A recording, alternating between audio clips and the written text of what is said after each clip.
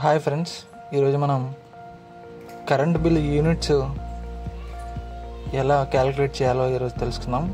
మనం ఇంట్లో వాడే ఒక టీవీ వచ్చేసి 180 వాట్స్, రెండు బల్బులు వచ్చేసి ఒక బల్బు వచ్చేసి 15 వాట్స్.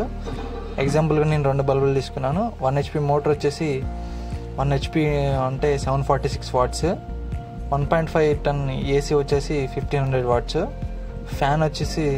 ఒక ఫ్యాన్ వచ్చేసి 75 వాట్స్. ఎగ్జాంపుల్గా నేను 2 ఫ్యాన్లు తీసుకున్నాను. ఇప్పుడు మన లోడ్ డీటెయిల్స్ వచ్చేసి ఒక TV quantity into watts into hours, అంటే ఒక రోజులో మనం ఒక లోడ్ని ఎన్ని గంటలు యూజ్ చేసుకుంటున్నామో అదన్నమాట. 1 ఇంటూ 180 వాట్స్ ఇంటూ ఆ టీవీని మనం 5 అవర్స్ కనుక చూస్తే మనకు వాట్ అవర్ వచ్చేసి 900 వాట్ అవర్ వస్తుంది.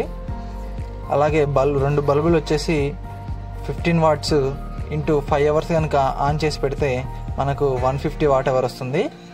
1 HP మోటార్ మనము 2 అవర్స్ ఆన్ చేసి పెడితే 1 ఇంటూ 746 వాట్స్ ఇంటూ 2 అవర్స్ వచ్చేసి మనకు 1492 వాట్ అవర్స్ వస్తుంది. అలాగే ఏసీ కూడా ఒక ఏసీ వచ్చేసి 1500 వాట్స్ ఏసీ 5 అవర్స్ ఆన్ చేస్తే మనకు 7500 వాట్ అవర్స్ వస్తుంది.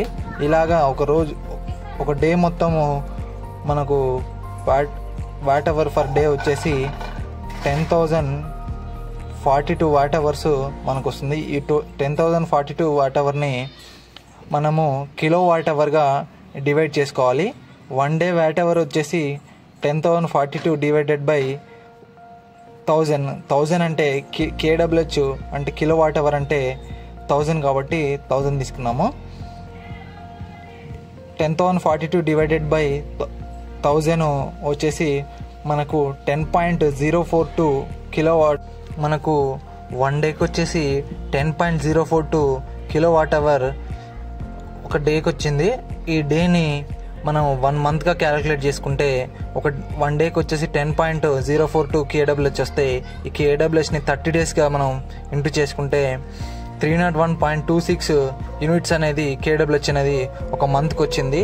ఈ 301 అనేది మనకు as per electricity department tariff charges ప్రకారము 301 to 400 యూనిట్స్కి ప్రైస్ వచ్చేసి ఒక యూనిట్ ధర వచ్చేసి 9 రూపాయలుగా ఉంది.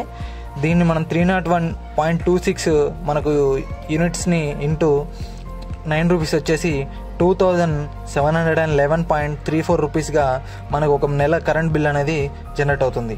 Thanks for watching. Please subscribe, share, like electrical tech Sai.